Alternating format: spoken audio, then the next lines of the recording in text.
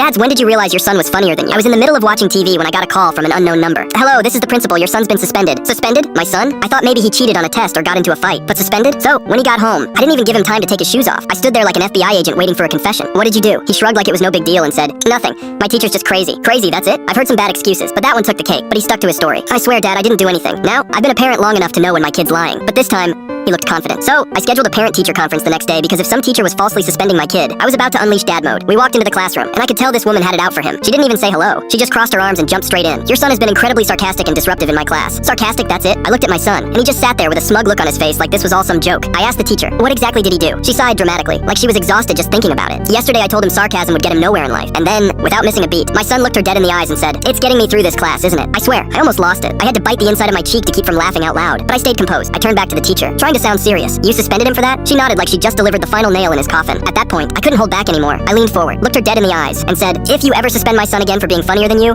I'll get you fired. Her face went from smug to pale in two. 5 seconds. Suddenly, the suspension wasn't a problem anymore. She started backtracking, mumbling something about reconsidering his punishment. But I was already grabbing my son's backpack. We walked out of that school like we'd just won a court case. And on the way home, I finally looked at him and said, you know, you might actually be funnier than me. He just grinned and said, really? Nope, you'll never be as funny as me.